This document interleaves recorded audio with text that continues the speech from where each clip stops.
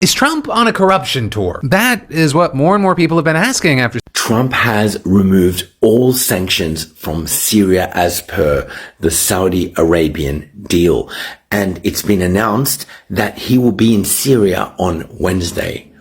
Wow. Good morning, guys. Good morning. Once again, welcome to South Africa Lately, a channel that discusses South African trending news. We do, however, grab here and there from international news when it is trending enough to be brought here. Please do understand that I'm not a politician.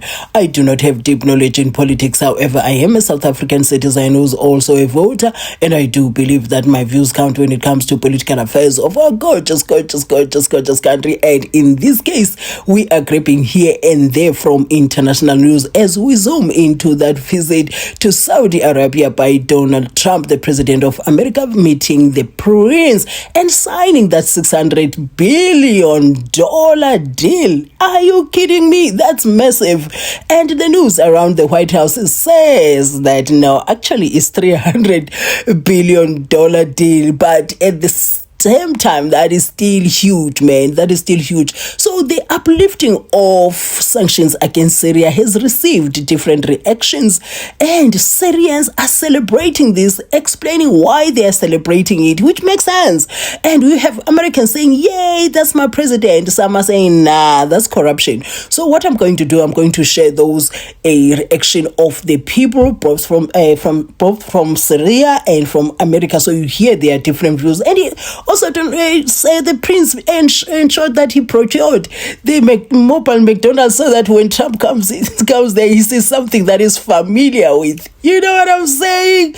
I don't know what to make of the story, but I'm just bringing to you as it is. Kindly share your comments in the comment section. I'm going to be reading those, and if time allows, I'm going to respond. But if time does not allow me, please do bear with me. I am going to make sure that I do react. The trip kicked off in grand style. Air Force One escorted into Riyadh by Saudi F-15s, then a lavender-colored carpet rolled out under the president's plane, his motorcade flanked by Arabian horses. All of it before he met with Saudi officials to nail down what the White House says is a $600 billion deal, though the Wall Street Journal points out not all of the agreements involved are binding. And a sign at today's event in Riyadh announced investments worth just about $300 billion, so half of what the White House claimed. In any case, the president praising the Saudi leaders, including Crown Prince Mohammed bin Salman, for what he calls their, quote, amazing genius. But it's impossible to separate the president's diplomatic efforts from headlines like these. Questions about corruption and conflicts of interest raised in the pages of the New York Times, the Wall Street Journal, even the conservative National Review. All three countries that Trump is visiting, Saudi Arabia, Qatar, and the UAE, have existing Trump-branded projects or new ones in the works. The UAE is spending $2 billion on Trump cryptocurrency. And Qatar is planning to gift the president a $400 million plane, described as a palace in the sky. And by the way, it's already parked at an airport in Texas. Among others, and friends of mine, people that I have a lot of respect for in the Middle East, I will be ordering the cessation of sanctions against Syria in order to give them a chance at greatness.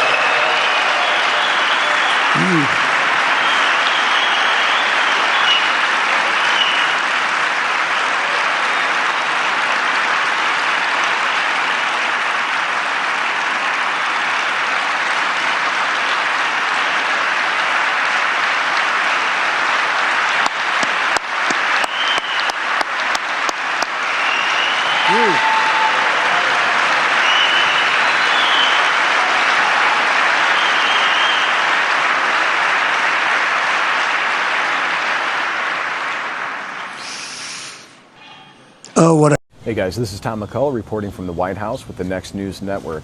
And guys, buckle up. President Donald J. Trump just kicked off his first foreign trip to Saudi Arabia, and it's a total home run. So this isn't just a visit, it's a historic win for America, bringing in billions of dollars and millions of new jobs. Trump's showing the world what America First looks like, and the Saudis are treating him like royalty. So we're going to go ahead and get into it. So right out of the gate, Trump landed in Riyadh with a delegation that's a who's who of business leaders. Like, think Elon Musk, the Tesla and SpaceX genius, Steven Schwartzman, the Blackstone kingpin, Larry Fink from BlackRock, and Amazon Andy Jassy. His cabinet's no slouch either. Secretary of State Marco Rubio, Secretary of Defense Pete Hegseth, and Secretary of Commerce Howard Lutnick. These are the heavy hitters that Trump brought with him to seal the deal overseas. So when Air Force One soared over the desert, Saudi fighter jets escorted it, showing a massive respect for our president. And it's a bold statement of the strong U.S.-Saudi bond under Trump's leadership. Let's go ahead and check out.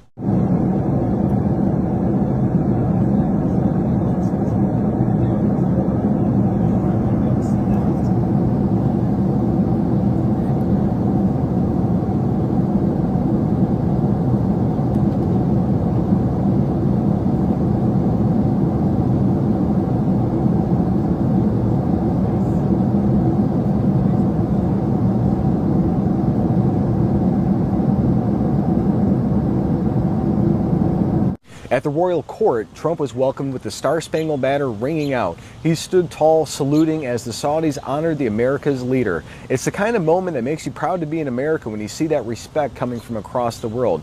Go ahead and check this out.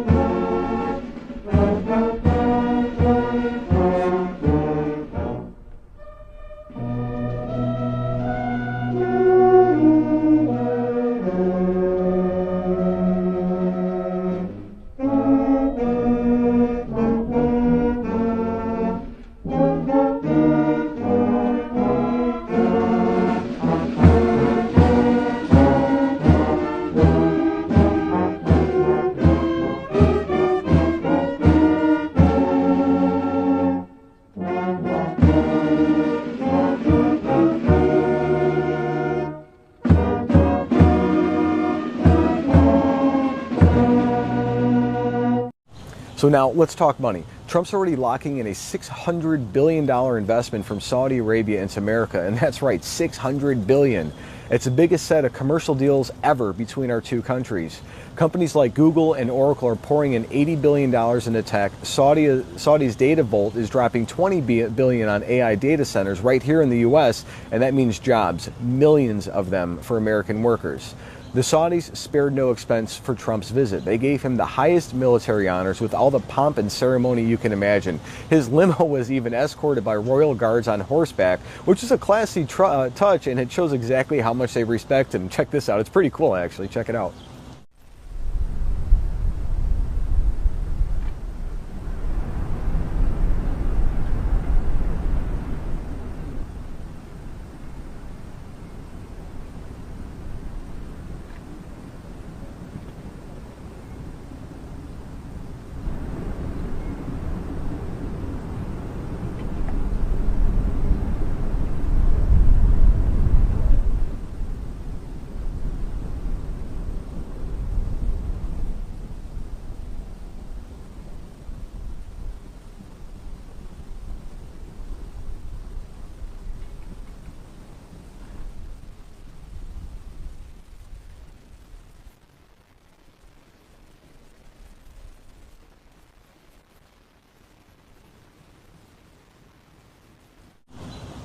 Before the big state meeting, Crown Prince Mohammed bin Salman sat down with Elon Musk, who's part of Trump's crew. This meeting paved the way for the business deals that followed, proving Trump brings the best to the table. Let's go ahead and see that.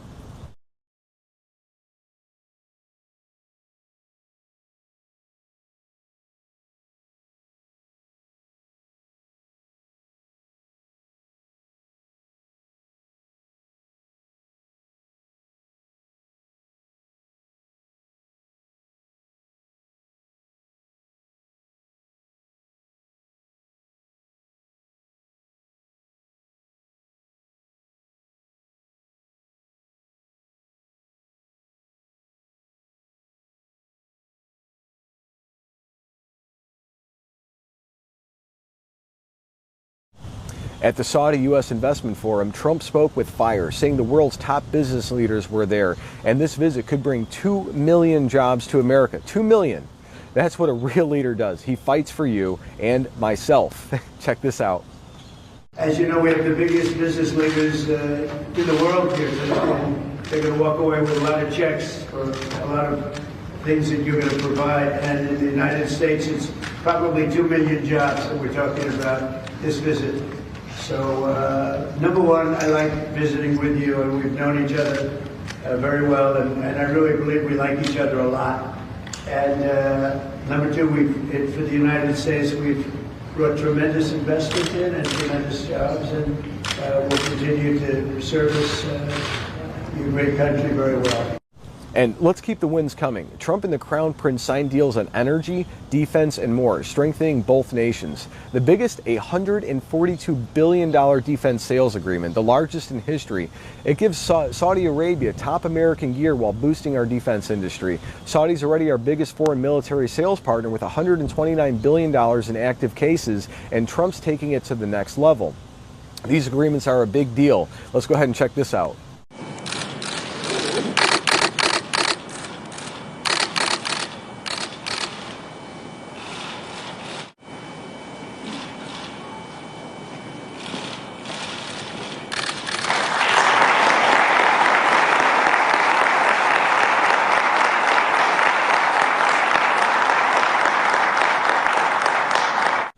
So let's zoom out. That $600 billion package includes healthcare wins like a $5.8 billion investment from Chemic 4 Solutions for a new IV fluid plant in Michigan. Boeing's exporting $4.8 billion in planes, and GE's Vernova's sending $14.2 billion in energy solutions. This is about American jobs, American strength, and American pride. So why is this happening? Because the Saudis trust Trump. They know he's a deal maker who puts America first. Just last week, he nailed a trade deal with the UK, and now he's bringing home this massive win. Trump's the deal maker in chief, folks, and he's making America great again, one historic deal at a time. So that's it for this morning's roundup. And again, this is Tom McCullough reporting from the White House with the Next News Network. God bless.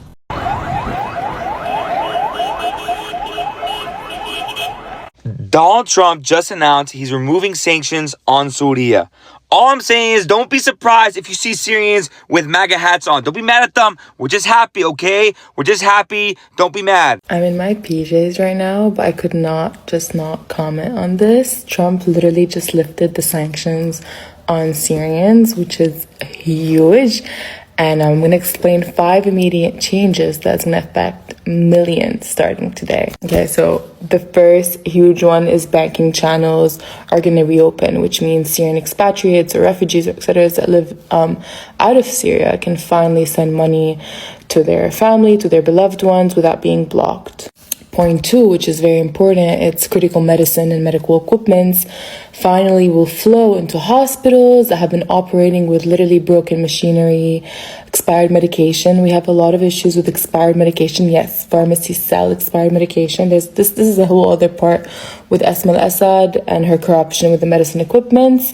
But this is huge. It's like literally healthcare crisis relief. Point 3 is fuel prices. I don't know if you've seen the TikTok. I've seen it once. It's of this girl who's mentioning that they had electricity for more than 4 hours and they didn't know what to do with it because they're so used to having it for 2. But can you imagine that's like the day-to-day normal for a Syrian in Syria? Like, it's insane. Well, this won't exist anymore. We will finally have electricity. 4th, basic consumer goods that vanished from stores from the last, 54 years. So, which forced people to pay up 500 markups for essentials, which is insane, like diapers and such. So this will end, which is huge. And finally, point 5 is that construction's material can be finally imported legally and it's not illegal. So we can reconstruct homes, reconstruct schools, reconstruct all of our destroyed infrastructures, which is huge. And this we can start to redo. We can start finally to rebuild our country that we all love. Regarding of our political beliefs, we all love our country and we can finally start rebuilding it. I've been dreaming about this for the last 14 years and I'm so happy. So not only is Saudi Arabia announcing a $600 billion investment into the United States, but our President Donald J. Trump is unifying the world. Listen up. That's my president. Thank you, Donald Trump. Have a great day, everyone. We've been lied to, guys, haven't we? Because is anyone else watching what's happening over in Saudi Arabia right now with Donald Trump and how they absolutely busted out the red carpet for this man and are throwing basically America First party over in the Middle East right now? That they're investing $600 billion into the American economy? Because I'm old enough to remember that in the 80s and the 90s, the United States did nothing but blow up the Middle East. Why do I know that? Because I'm Middle Eastern. Don't look it, I know. But I had family that had to hear the bombs happen in Lebanon and hide in their basements or hide wherever they could seek shelter. But what the hell happened? Why the change here? Is this why they're after Donald right now? Is he stopping the entire war machine? I thought this man was supposed to be creating World War III. I was told that we was going to do World War III. What's going on? Is Trump on a corruption tour? That is what more and more people have been asking after seeing things like yesterday, the Syrian leader saying he wants a Trump tower in Damascus, and then today, Trump saying he may take the sanctions off of Syria to give them a fresh start. With Trump also now expected to meet the Syrian leader next week, who's still a designated terrorist by the United States. Meanwhile, Qatar is giving Trump a $400 million luxury jet, and he's going to use it as Air Force One, and then after he leaves office, the plane will be transferred to Trump's presidential library. With Trump defending what many have called a bribe or corruption by saying that he's saving the country money. But as was mentioned, he's gonna use it when he's no longer president, so seemingly not really. I mean, we've even seen some Trump allies and MAGA influencers calling it a bad look. Meanwhile, you've got folks pointing their finger at Pam Bondi, who approved this because she was a registered foreign agent for Qatar who made more than $100,000 a month lobbying for them. And then on top of that, Qatar's state-owned investment company reached an agreement to develop a brand new Trump golf club in the country. With Trump set to go there next week, and the Qataris expected to announce $200 to $300 billion in deals and investments. Also, Trump's crypto firm, World Liberty Financial, has a stablecoin named USD1, and what do you know, an Emirati state-owned investment firm bought $2 billion worth of it. And this, as a new report, has found that the Trump family's net worth has increased by $2.9 billion because of his crypto ventures. And all in all, it makes you wonder if Richard Nixon's looking up at all us and going, you thought I was bad. But hey, we're just a few months in, so follow to stay in the loop. Another day, another Trump controversy. This time, Syria. New president Ahmed al-Shara puts out there that he's going to build a new Trump hotel as long as, the U.S. would lift sanctions on Syria. What do you think happens? New country who's sanctioned for human rights violations, a failure to adhere to democracy, awful lot of things that sound very familiar with what this current U.S. administration is trying to accomplish. No due process, things of that nature, human rights violations. So after making this promise for a Trump hotel, Trump removes sanctions from Syria today. Can you believe it? Can you believe Trump would remove sanctions from a country that just promised to build some Trump hotels? Interesting. But Trumpy boy is going to get himself a new hotel, so that's all that matters in this world for Trump. How can it benefit him? Unbelievable. During his speech in Riyadh, President Trump announced the full lifting of U.S. sanctions on Syria, praising what he called a new government and urging Americans to give them a chance. That alone would be a major foreign policy shift. But here's what's raising eyebrows, at least mine. The new leadership in Syria, reportedly under Ahmad al-Shara, took power after the ousting of Bashar al-Assad by rebel forces. One of the main groups involved in that ousting was HTS, a militant organization previously designated as an Al-Qaeda affiliate by the U.S. At the same time, Trump is set to accept a $400 million luxury jet from Qatar. That jet might replace Air Force One. Qatar has long played a strategic role in the region, including ties with both Western powers and non-state actors across the Middle East. So, the question isn't just about sanctions.